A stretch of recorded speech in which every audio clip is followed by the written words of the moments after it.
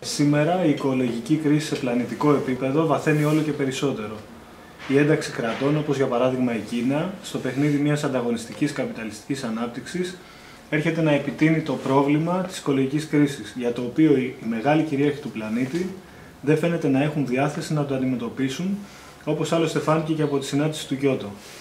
Μπροστά σε αυτή την άρνηση των κρατών και της καπιταλιστικής αγοράς να αντιμετωπίσουν το τεράστιο οικολογικό πρόβλημα, ποια μπορεί να είναι σήμερα η θέση αλλά και η στρατηγική ενός ριζοσπαστικού οικολογικού κινήματος? The way to answer your question is to take into account what happened and what did not happen in Copenhagen. Recall that all the big countries, medium countries, and a few small countries came to Copenhagen to see whether an accord, a new international accord could be established, a kind of post-Kyoto accord. And the event, in fact, was an immense failure. And it was a failure that was barely recognized as a failure. There were all sorts of maneuvers at the last minute between the Chinese and the Americans and some of the other bigger powers to scrape together some kind of appearance that there was an agreement, but in fact there was not. So at that level, what it showed is that the nation-state system and the superpower system that exists across the planet, as well as the big economic interests, the big 400 multinational corporations that dominate the world economy, that these instances are not ready yet to face the fact that there is a major environmental crisis that is affecting the planet, and that much more dramatic steps have to be taken in order to turn things around.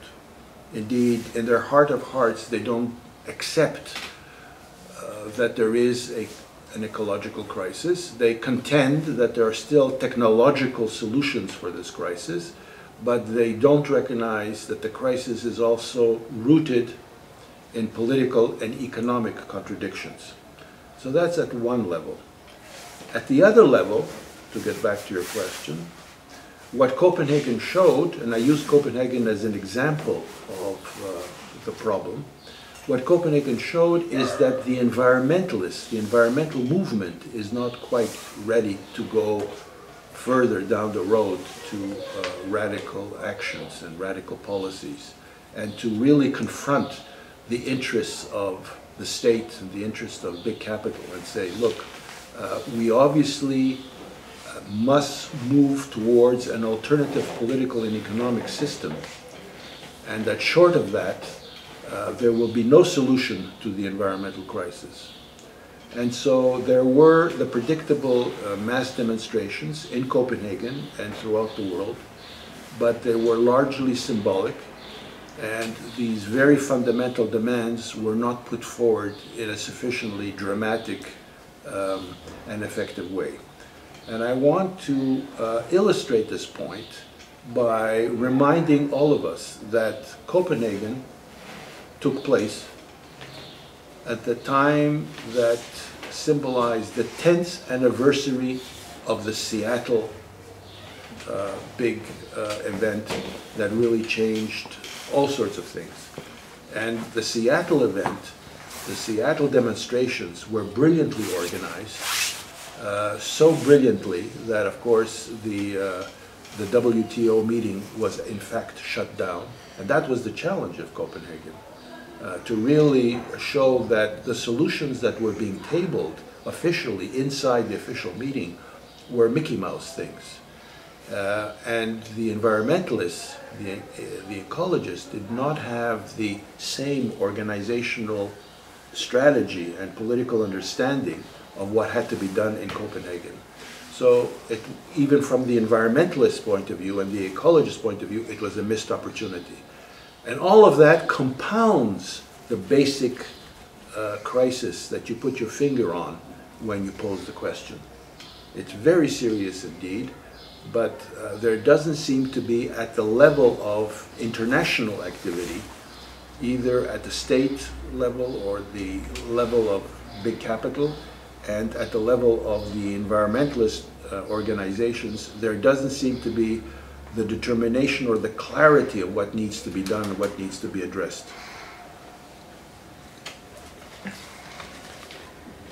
Τον τελευταίο χρόνο διαφαίνεται σε πλανητικό επίπεδο όλο και περισσότερο μια μεγάλη οικονομική κρίση, η οποία έχει ως αποτέλεσμα τελικά τη συμπίεση του κόστους εργασίας, την ανεργία και την επιβολή στους ανθρώπους ενός καθεστώτος διαρκούς φόβου και ανασφάλειας. Αυτή η κρίση φαίνεται πως δεν είναι ένα ιδιαίτερα απλό διάλειμμα στην ανάπτυξη της καπιταλιστικής αγοράς. Ποια είναι η σχέση μεταξύ αυτών των δύο σύγχρονων φαινομένων? As we know, and this is very important, as we know, in the 1960s into the early 1970s, there was a very large movement of youth throughout the world, which posed very serious challenges and very serious questions as far as the political system is concerned. And it is in that movement that the whole perspective of participatory democracy was first raised. In other words, contesting liberal and representative democracy as the final goal or a final point of evolution of the democratic sensibility that went on for that grew during the many preceding centuries. So serious was this challenge on the part of what we call the New Left, the student movement, that a group of people slowly gathered together, the predecessors of the World Economic Summit in Davos, called the Trilateral Commission. And we published a very interesting book on the Trilateral Commission. And in this commission were all the major economic, political, and cultural actors that were brought together at an international level. One of those was a academic who taught at Harvard called Harrington. And in that contribution that he made, and his contribution appears in the book on the Trilateral Commission, he said, what has happened in the 1960s into the 1970s is that democracy has gone too far. And this demand on the part of the new generation to extend democracy and to democratize the educational system, the health system, the political system, has to be modified, has to be corralled, has to be brought down together. Well, that was a signal to certain economic interest to promote a doctrine called the free market. It started with Margaret Thatcher and picked up by Ronald Reagan at the political level, but there were economic interests who were advocating this form of market capitalism to begin with. And what is significant about that is that this form of market capitalism, supported by the ideologues of the Chicago School, which was sort of the Milton Friedman and people like that, who were sort of the ideologues of this approach to capitalism, it became a dominant force. It became very, very widespread. And the pertinence of your question is the fact that during the recent crisis, the system of market capitalism collapsed into ashes. And there was this most extraordinary scramble to try to find band-aids, Scotch tape band-aids to keep the system together. What has happened in the meantime is that it had also created an opportunity, an opening to talk about alternative economic perspectives. And this is very significant for us, to look at what these alternative economic alternatives are. And in the United States, in Canada, and in Britain, for instance, there are some very important new initiatives to think of a meld between alternative or soft technologies. Murray Bookchin was one of the first who articulated the marriage between a different technological mode which would lend itself and blend into an alternative economic approach to organizing society. But now there are also additional thinkers who have been brought together to explain that market capitalism has its severe limits. It has been shown to have severe limits. It is not the solution to creating greater growth and a kind of egalitarian spread of the benefits of that economic growth. And therefore, an alternative form of economic analysis and economic solutions are being put forward.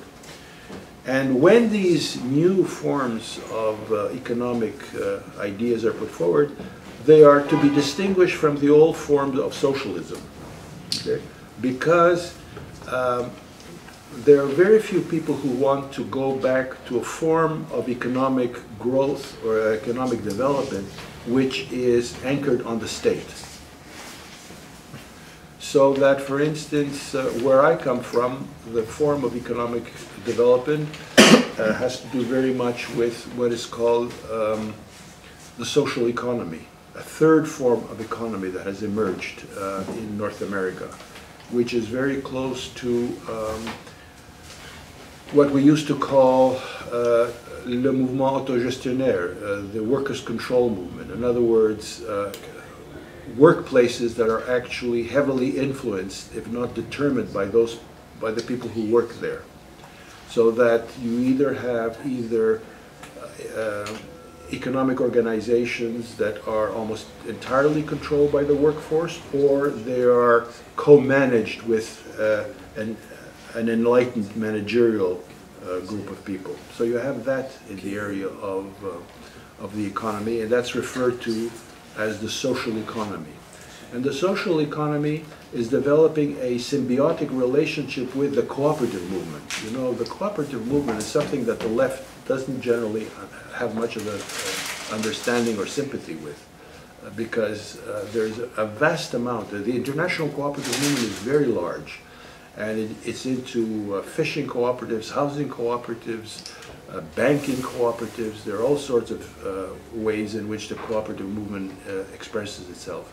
And in Spain, as you probably know, the Mondragon experience in the Basque countries, which is one of the most successful economic models, alternative economic models to market capitalism, is flourishing, is an important thing, an important phenomenon to study.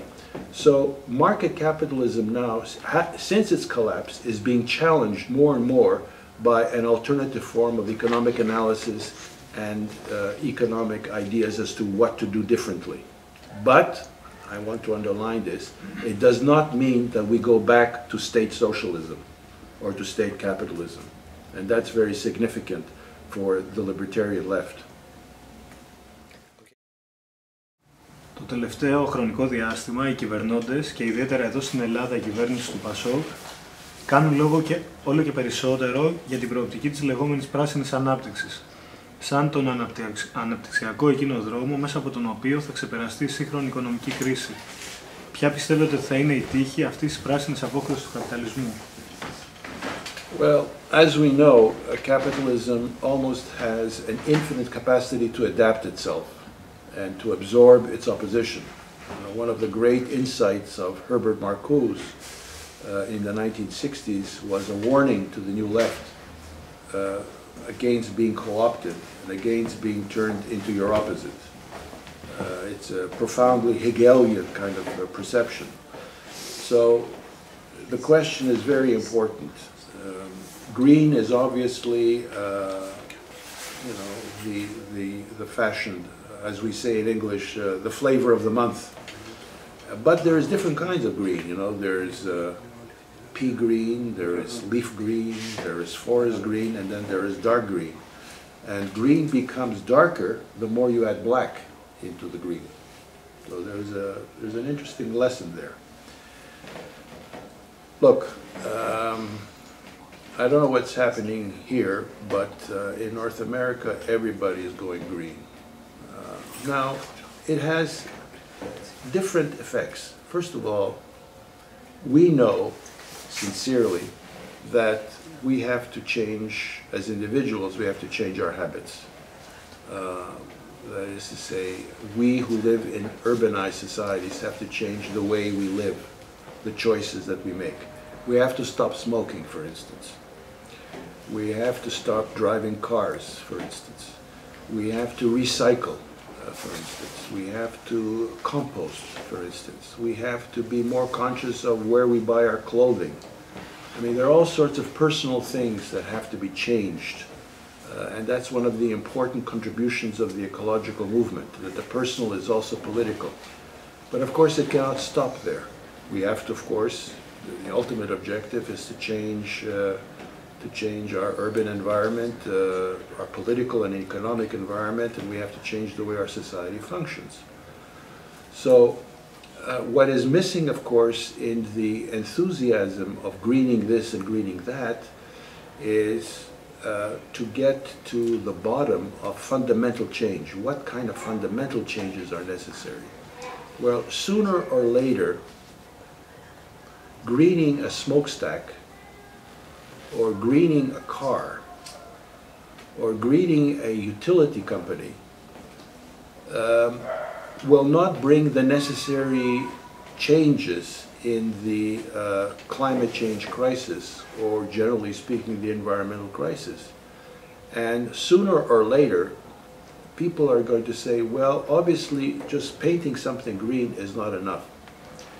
Now, that is not to negate the importance of the new technologies that are coming on the market. You know, I mean, I was very impressed, for instance, the previous to the last time that I came to Greece, when I saw my first windmills on the island of Samos. I couldn't believe my eyes.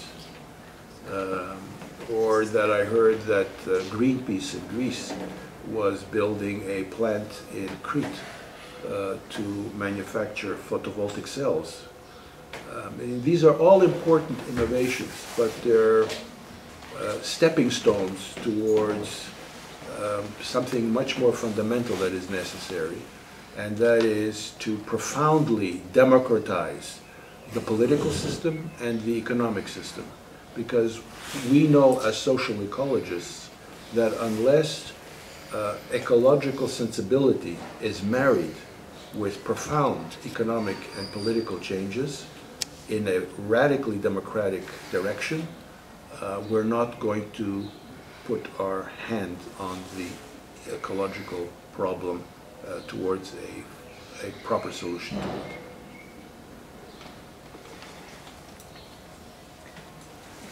Στον Καναδά αποτελείται για δεκαετίες ενεργό μέλος σε αρκετές προσπάθειες ανάδειξης ενός κινήματος πόλης. Ποια μπορεί να είναι τα βασικά στοιχεία που θεωρείται πως είναι σήμερα χρήσιμα στο να αποκομίσει κανείς μέσα από αυτήν την μακροχρόνια πορεία αγώνων? Well, there is a famous saying amongst people of my age, and that is, my generation is my country, which means that we who were born politically in the 1960s and came to our apotheosis, if you will, in 1968, were very much involved in a commitment to transform society in a fundamental way. And by that I mean that a society could only be changed fundamentally if it is changed from the bottom up. And by the bottom up we meant that somehow we had to create movements that brought together people who didn't have any sense of political power or economic power in their daily lives. And so the 1960s was a period of time where poor people got together for the first time, where black people got together for the first time, where women got together for the first time in the early 1970s and formed the women's liberation movement, where gays got together for the first time and organized movements around their rights, and where the environmentalists first emerged into an environmental movement which later became an ecological movement. So these movements arose because we paid very careful attention to how you organize people, how you bring people together, how you establish an interpersonal set of relationships which create a genuine camaraderie around certain very fundamental, radical and democratic objectives. And as a result of this sense of movement, we knew that there were two levels at which we had to work. First of all, we had to work at the level of the particular question that concerned us. For example, if we were environmentalists or ecologists, we may have been particularly concerned with protecting nature, or protecting certain parks or rivers or forests or animals in the woods or whatever. So those were sort of large questions that traverse a whole terrain. But if we were people who were more politicized, we would ask ourselves the fundamental question, which is this. It's a geopolitical question. What space do we have to concentrate in? What space can we define within which we're going to root our political movement? And that space, we determined, was the neighborhood and the city. And we fell upon a great tradition in literature, which included people like Paul Goodman and Murray Bookchin and Jane Jacobs and Lewis Mumford. These are some of the great thinkers who have said that the city is the necessary space, geopolitical space, within which a movement has to be anchored in order for it to become a political reality. And the power struggle to redefine power, to decentralize power, to take power away from the centralized political institutions in our society had to be at the level of the neighborhood and at the city. So for the first time, at the end of the 1960s, we had a sense of the morphology of our politics. It wasn't international, it wasn't national, it wasn't even regional, but it was concentrated locally into a political reality, an economic reality, a social and cultural reality called the city. At the same time, what was happening across the world, a very interesting phenomena, which we had predicted would happen, and that is the process of urbanization was increasing. So that by the year 2003, for instance, we know that for the first time in human history, the majority of human beings live in cities throughout the planet. And this has very serious political and economic consequences as to how we're going to create that kind of movement that is going to create a new sense of freedom. So in the case of where we worked, in the case of, say, the city of Montreal, we worked very hard to create the first urban ecology movement. In other words, we challenged the environmentalists and we challenged the ecologist and said, it's all very well to run around and try to save this river and that river, or this forest and that forest, or this animal or set of animals and that set of animals. But the fact of the matter is that the city, urbanization, is the heaviest burden on nature. The city is a net exporter of waste, of garbage, of pollution, and a net exporter, a net importer, a net consumer of the riches of nature.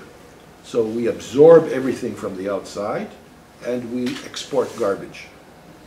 And that contradiction between urban life and nature is a major contributor, of course, to climate change and the whole environmental crisis.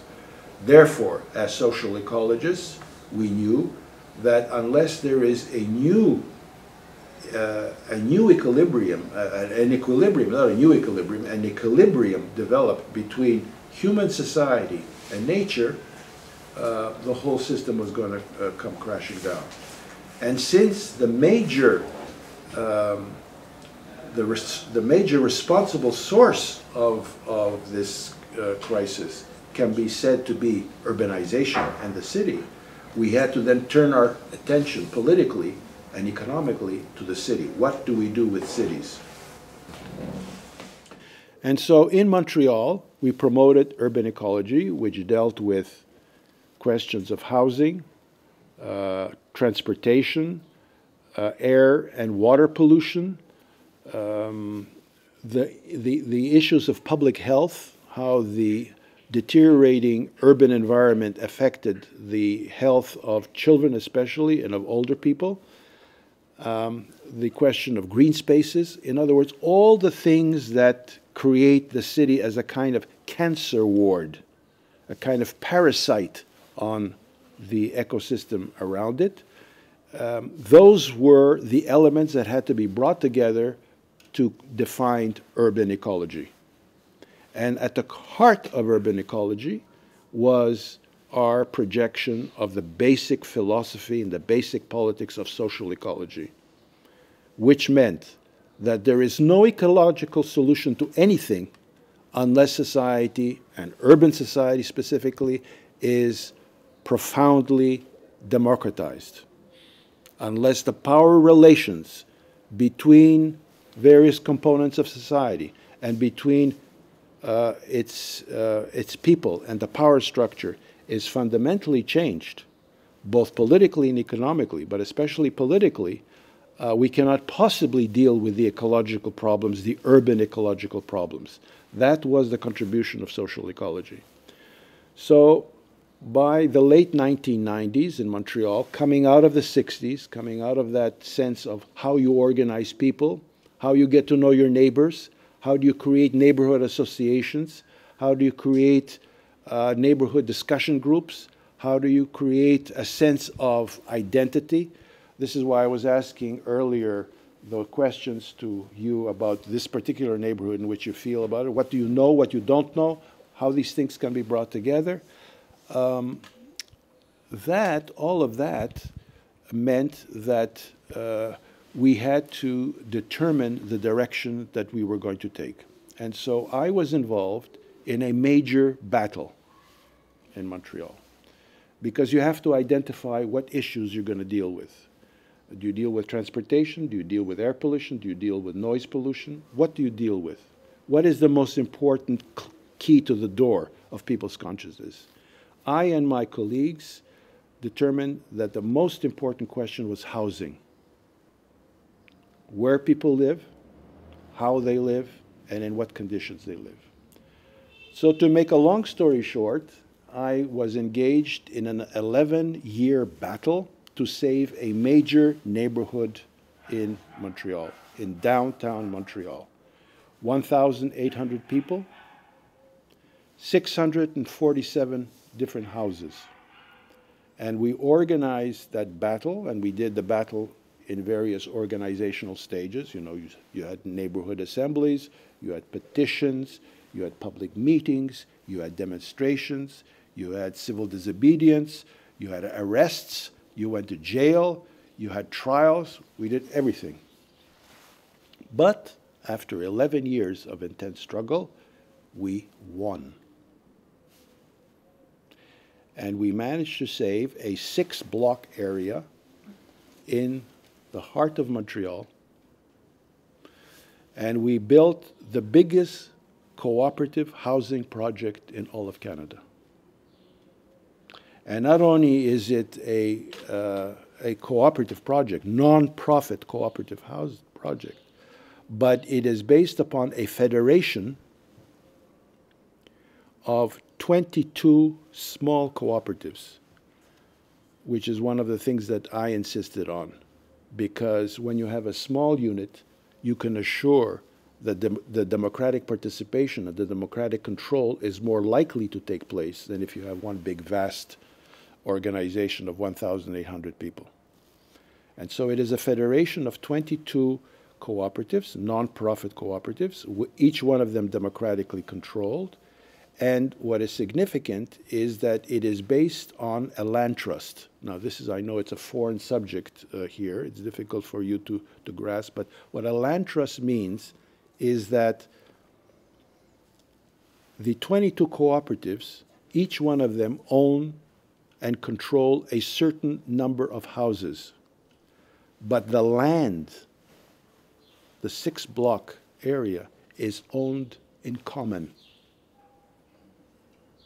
It's a collective piece of property.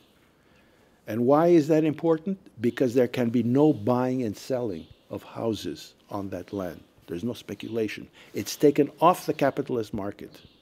This is quite radical. And we succeeded in doing that. And having done that, the next thing that we did was to establish the Urban Ecology Center of Montreal. This was a 3-story building where all of us worked in politically as ecologists. And we had newspapers, and we had magazines, and we had public meetings, and we had everything we did. And that urban ecology movement, that urban ecology center was devoted to triggering an urban ecology movement, or an urban ecology consciousness, and promoting social ecology within that paradigm, and laying the basis of a new understanding of the critical crisis, of the critical situation between the city and the ecosystem around it. And we began, therefore, to influence what other people in other cities were doing, because we were a model. You know, we had a building like this, and we had 12, 15 people working in there doing various kinds of things. They were being paid to do a work, but they also believed in what they were doing. And it created a kind of ambiance, a kind of ethos, a kind of élan that began to influence the whole situation. One of the important things that it had was it had an impact on the city government. Okay, the city government started to get interested in what we were promoting. Now, being who we were not prepared to accept the interest of the city simply because they said they were interested. We said, we know how they co-opt things and how they want to be part of the game, but what will they do and how do we determine what they will do? So one of the things that we did, which was very important in our development as a movement of thought, is we organized independent citizen assemblies, citizen summits. We called them citizen summits,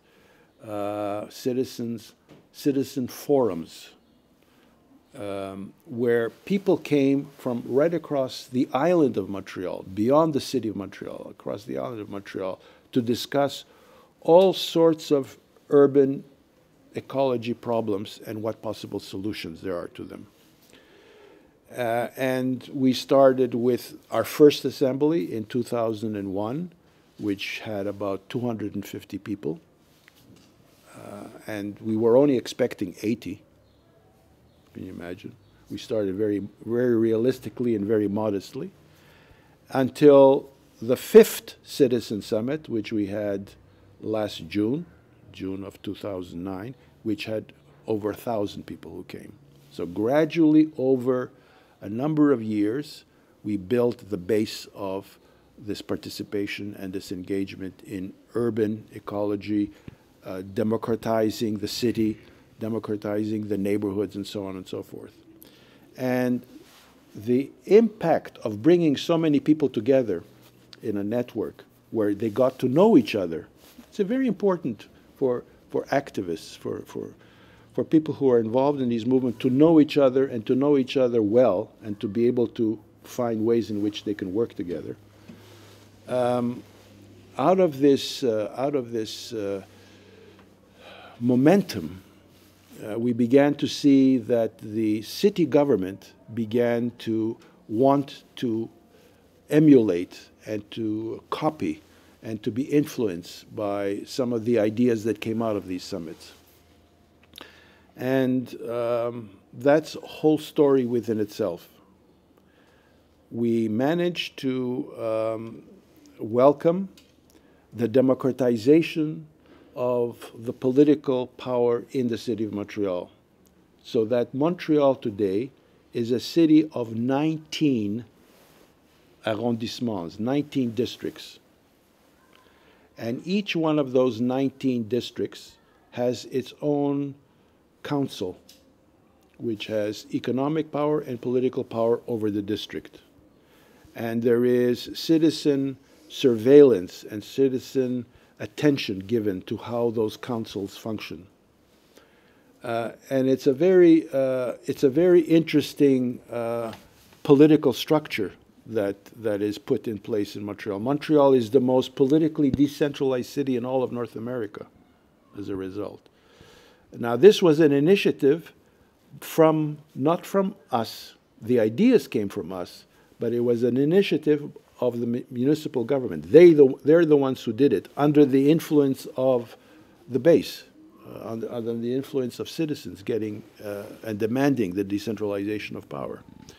So all of this created a democratic culture, a democratic sensibility, which didn't exist before. And I have brought you here a USB, which has to do with some of the democratic tools that we have created, because we became such important political actors in the city of Montreal that I was invited by the mayor and others in the city government to become head of a task force on democracy. The task force of democracy had the mandate to say to us, how can we democratize the public life of our city? What are the best ways? And the mayor, Gérald Tremblay, was particularly interested in changing the political culture of the city of Montreal. And even though he knew exactly who I was, we created this task force of some 23 people, and we have been meeting over the last 7 years, and we have created some very important democratic tools. And I want to talk to you about 2 of them. There are many others, but I want to talk to you about 2 of them. And before I do that, I just want you to understand the important dialectic that took place between Montreal's civil society, you know, you and me and the Urban Ecology Center of Montreal, the citizens of Montreal, the various organizations that constitute civil society in Montreal, and the political authority. There was a kind of a dialectic that took place there. And the tension was very important between the 2. And what we did are 2 important things. First, in Europe, this has unfortunately not affected Athens, which is what you have to look at. But many European cities, about 10 years ago, 9 years ago, started to meet and to discuss the regionalization of Europe, That is to say, what form of governance can there be beyond the old nation states of Europe? And within the phenomena of regionalization, what is the role of the cities in Europe?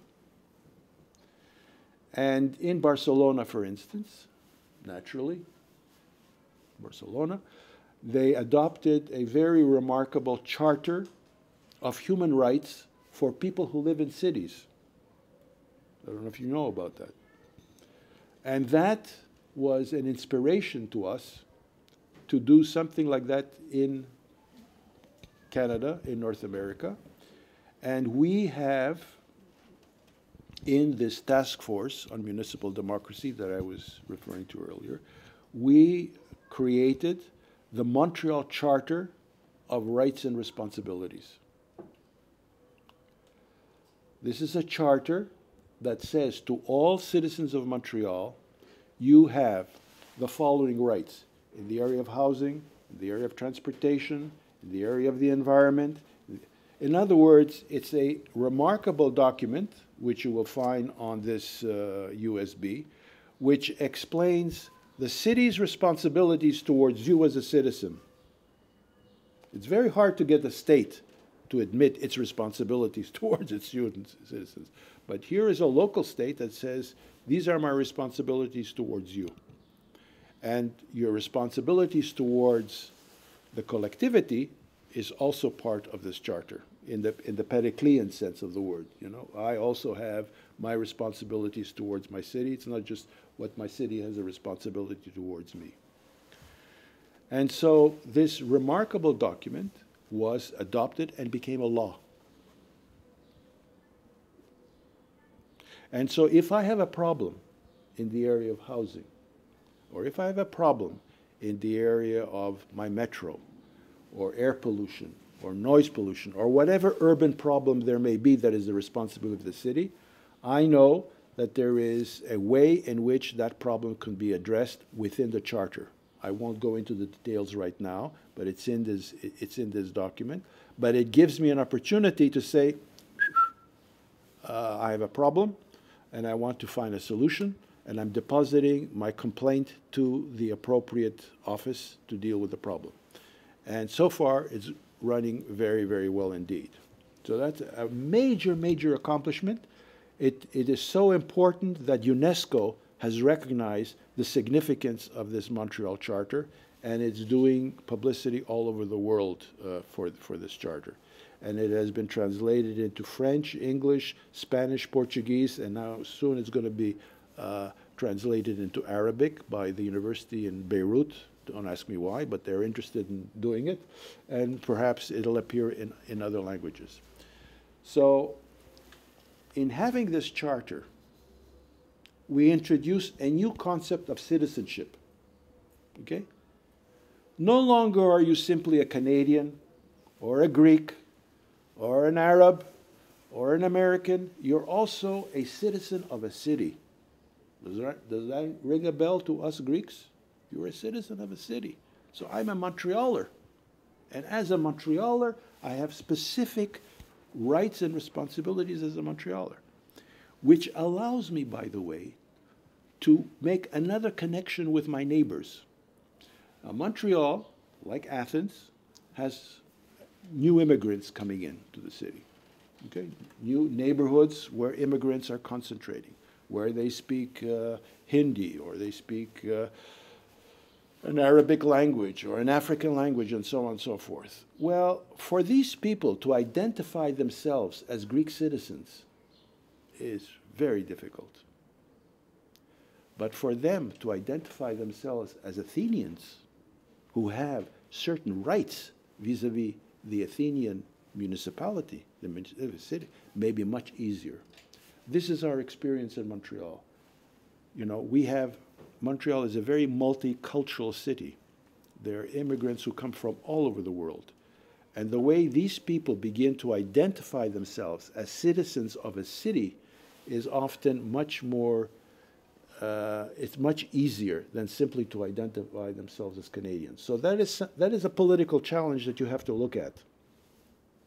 The second major reform that is very radical in the political system of cities and the political system of North America is the question of public consultation.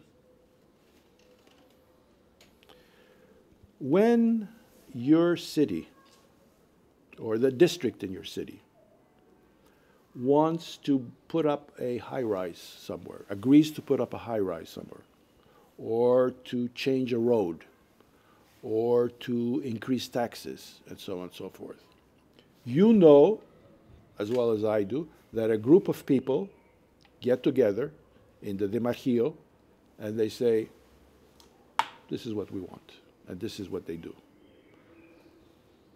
And if the people are not happy, at the next election, they will vote against us. And we said in Montreal, that is not enough.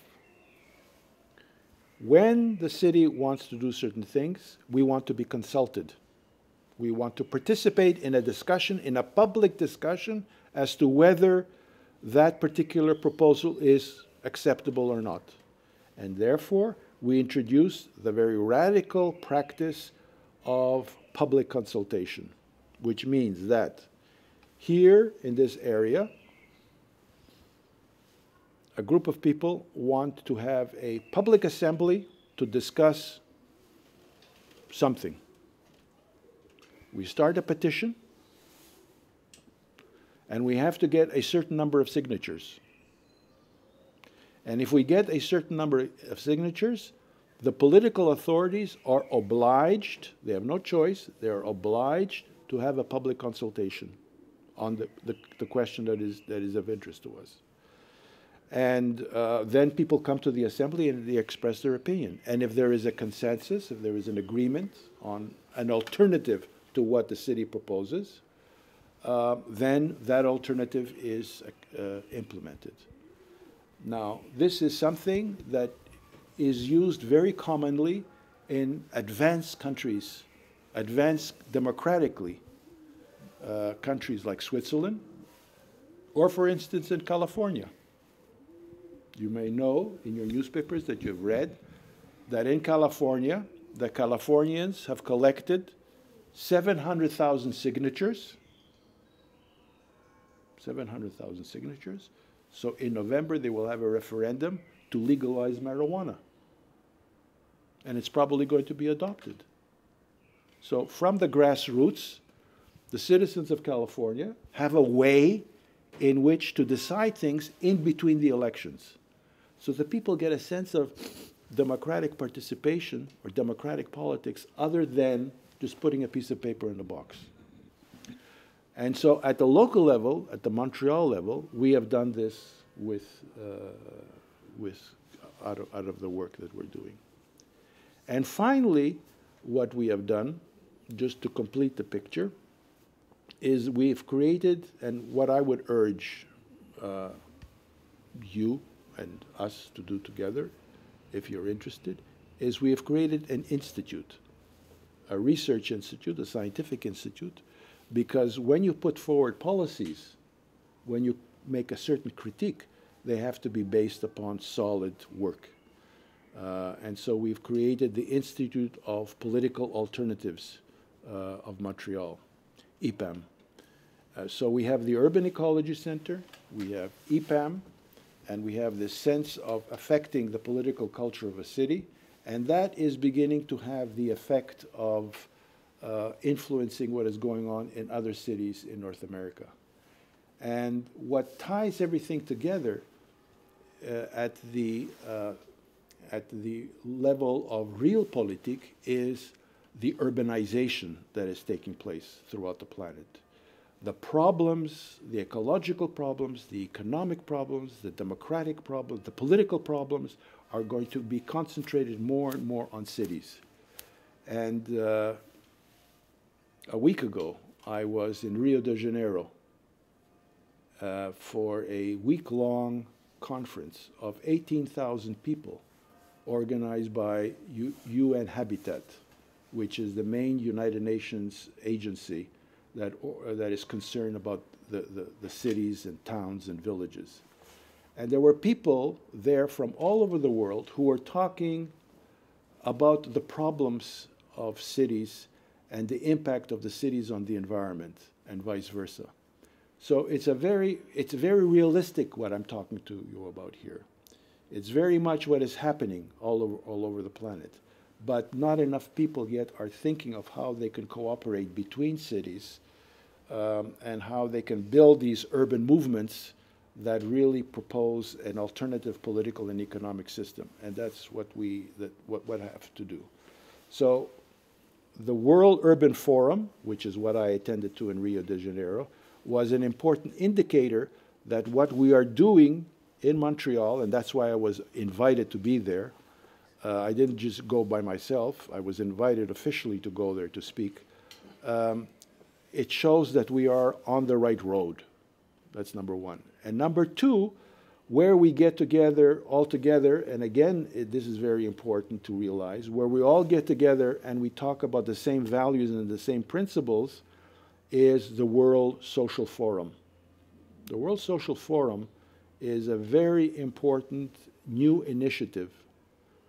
There is the Greek Social Forum, and I don't know very much about the Greek Social Forum, but I know that the World Social Forum and the European Social Forum are very important opportunities for us to meet people that we can dialogue with, that we can debate with, and we can see what we agree with and what we don't agree with, so that the local, okay, what we do locally becomes global, and the global becomes local. And that interrelationship enters a new world with a new politics. Ένα βασικό σχήμα αγώνα στον Καναδά αποτέλεσε το FRAP, το μέτωπο πολιτικής δράσης, το οποίο γεννήθηκε από τοπικές ομάδες παρέμβασης αλλά και συνδικαλιστικές κινήσεις. Ένα από τα πολλά ζητήματα που έθετε το FRAP στην ανάλυση του ήταν η σύνδεση του χώρου δουλειάς με τη γειτονιά, όπως αναφέρετε και εσείς σε παλιότερο κείμενό σας.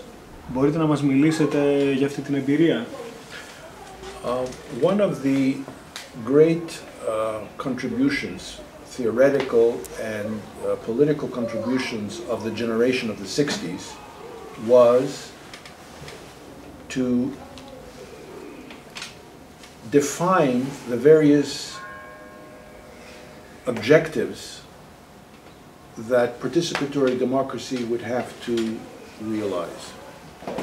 And we knew that we put a lot of emphasis on the community, on the neighborhood, on the city, and that we wanted to introduce new democratic institutions at these levels so that citizens can participate in determining the future of the quality of their life and the future development of their urban society.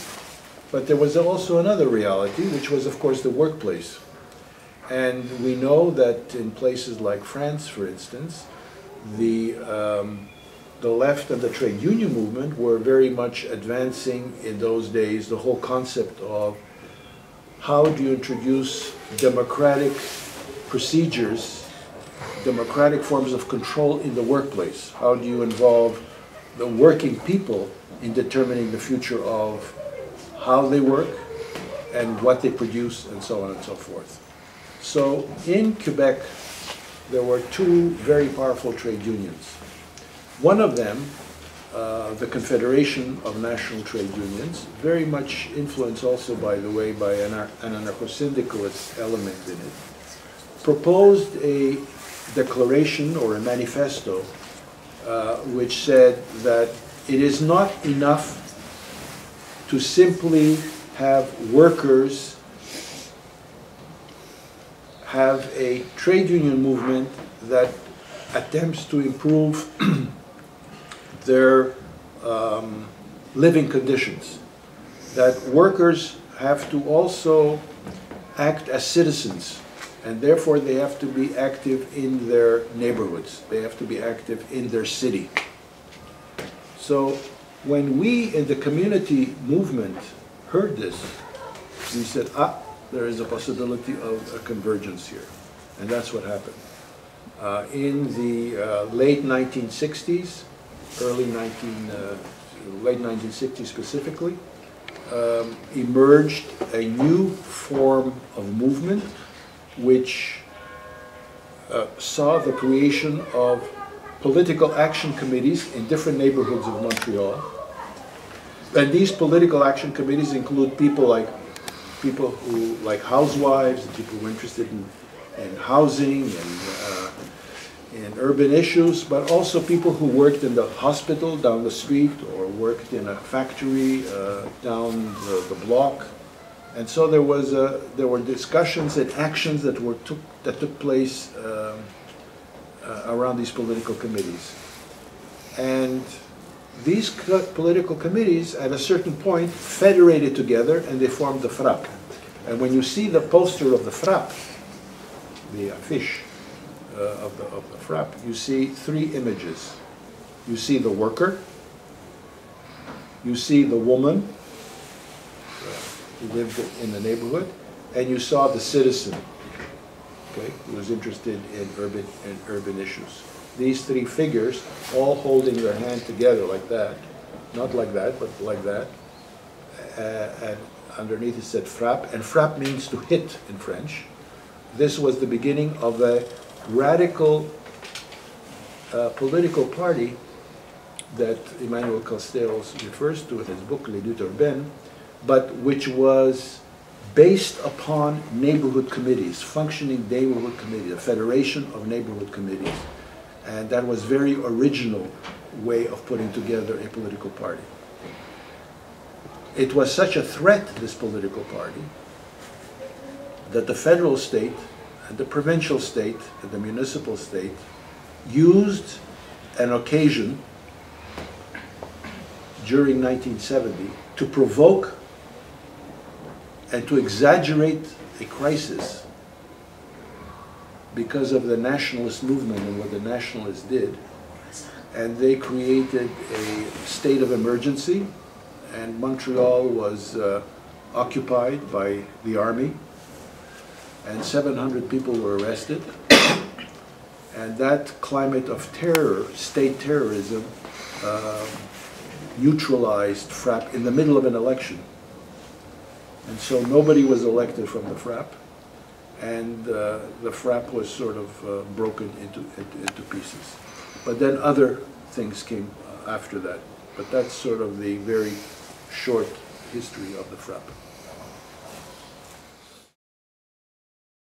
Σε μια στιγμή όλης αυτής της προσπάθειας ανάδειξης ενός ριζοσπαστικού κινήματος πόλης, υπήρξε και η εμπλοκή σας με τη συμμετοχή στις δημοτικές εκλογές, σαν μια πρακτική, ας μας επιτραπεί η έκφραση, σύνδεσης της κοινωνικής εξουσίας των συμβουλίων ή επιτροπών γειτονιάς με τη θεσμική εξουσία σε τοπικό επίπεδο.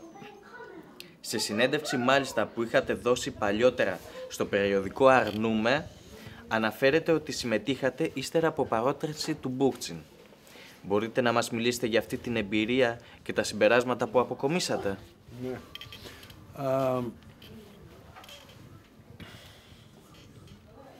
It's a complicated question, and therefore the answer may be a bit complicated too. But what has to be understood is that the ideas that we were debating and generating and talking about were influencing the political culture of the city generally, and were influencing the political culture of the left in the city. So they were not ideas, even though they were coming from us, they were not ideas that we had a copyright on. Which means that the successor of FRAP, for instance, the party that took over from FRAP, once FRAP was destroyed, was a political party called the Montreal Citizens Movement. They didn't use the word party, they used the word movement, because they wanted to build on the local organizations also, and they wanted to be the inheritors of FRAP.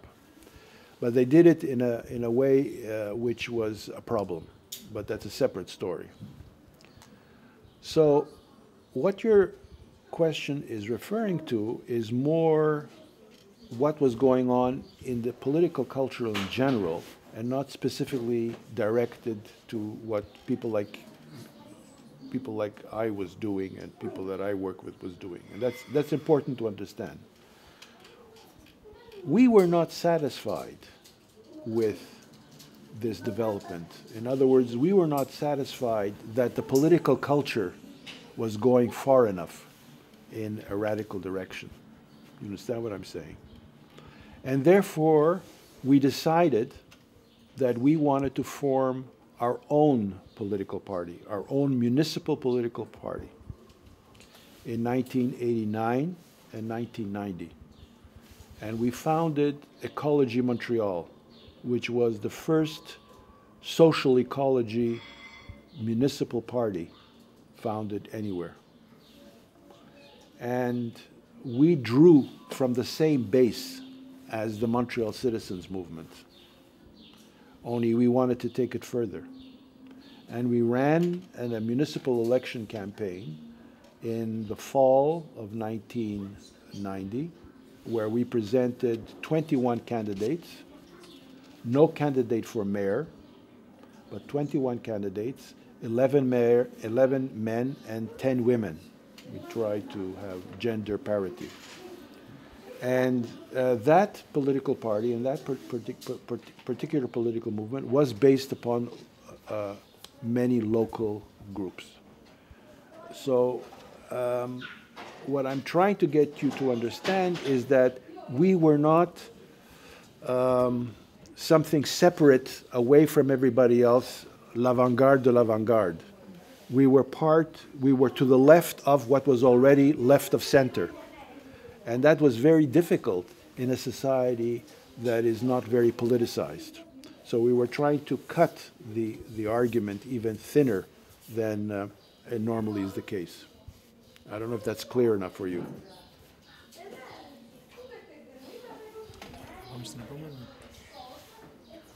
Το βασικό σημείο αναφοράς για τις ιδέες της κοινωνικής οικολογίας και του ελευθεριακού κοινοτισμού ήταν για αρκετά χρόνια το Ινστιτούτο Κοινωνικής Οικολογίας στο Βερμόντ.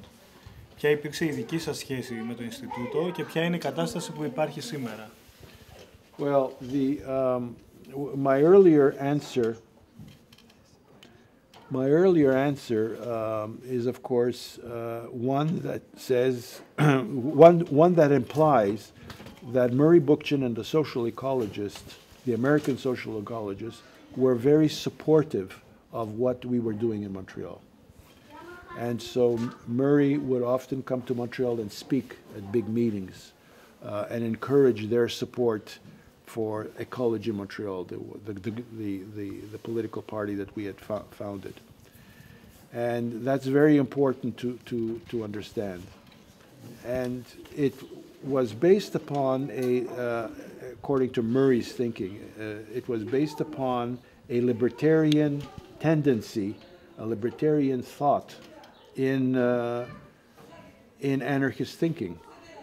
As a matter of fact, Murray often referred to as a very important piece of writing by Mikhail Alexandrovich Bakunin, in which he says that the city, the municipal level, is the level that is closest to the people and most subject to be influenced by political action.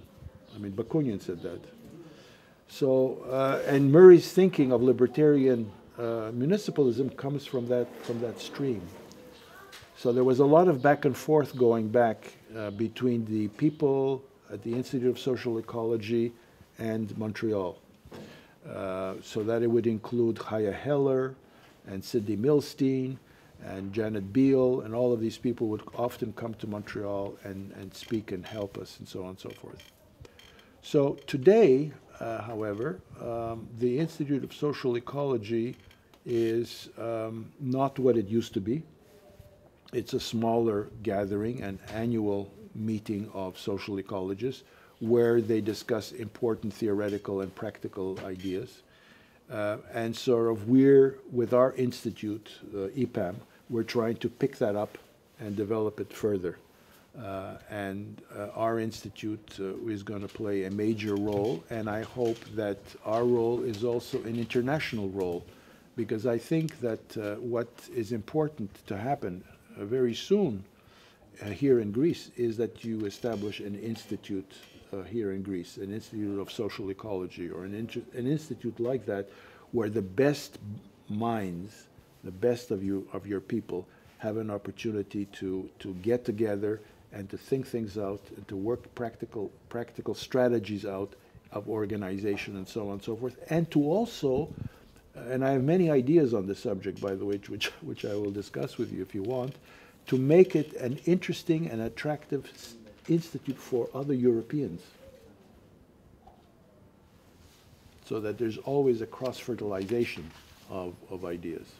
So, and the Institute of Social Ecology in Vermont, I'm sure, will be interested to have a relationship with what happens with us in Montreal and what happens internationally in Europe and in Greece. Στα γραπτά σας, κεντρικό ζήτημα μπαίνει το ζήτημα της πόλης. Σε ένα από αυτά, επιχειρώντας να συνδέσετε τη σχέση των καπιταλιστικών σχέσεων με την οργάνωση της ζωής στην πόλη, αναφέρεται χαρακτηριστικά πως αν δεν αλλάξουν αυτές οι κοινωνικές σχέσεις, δεν μπορεί να αλλάξει τίποτα. Και συνεχίζεται λέγοντας πως συνεπώς εισάγουμε το κίνημα απελευθέρωσης της πόλης με μια στρατηγική που κατανοεί πλήρως τις σημασίες του. Είναι αυτές οι κοινωνικές σχέσεις που αντανακλούν από τη μια τα σκουριασμένα κονσερβοκούτια, τα σπασμένα γυαλιά και τα σκορπισμένα ερείπια στην πόλη και από την άλλη τα λαιλατημένα δάση, τις μολυσμένες ακρογιαλιές και κοινότητες. Αυτός ο αλλοπρόσαλλος ρυθμός αστικοποίησης ή εξαστισμού, δεν ξέρω ποια έννοια προτιμάτε, πώς θα μπορούσε να ανακοπεί σήμερα? Well, as I said earlier, 2003 was a turning point in human history. The majority of human beings now live in cities, number one. Number two, the nature of the global economy. I'm an economist by education. I follow the trends of the world economy consequently very closely and draw political lessons from it. The nature of the global economy is such that this global economy is driven by about 50 to 60 major urban centers in the world. The most significant policy decisions about economic growth throughout the planet are determined in about 50 to 60 cities, and within those 50 and 60 cities, there's another smaller group of cities that are called the global cities, that are the convergence of all the instruments, the political and economic and social instruments of the world economy. If there is such a concentration on cities as a geopolitical and economic phenomena in modern history, if this concentration is taking place so importantly, what is going to be, or what should be the relationship between the left, the urban left, the libertarian left, to this new phenomena? We're no longer simply talking about countries. We're no longer talking about regions. We're actually talking about new concentrations of power and the relationship within those new concentrations of power between the citizens and those same concentrations, political and economic concentrations. So that's the challenge. That's the important thing. But the key thing is how to begin to think geopolitically. What is the strategy to be used within a particular urban area? How do you bring people together in the form of social movements? How do you get them to organize and to self-organize? How do you manage to create a relationship, this dialectic that I was telling you about earlier, between the official power and the unofficial power of civil society? And this is what's going to determine the next 10, 15, 20 years in our societies. And that is where any solutions are going to arise in the face of the ecological or the economic crisis. And this is what I was referring to in the particular statement that you were alluding to earlier.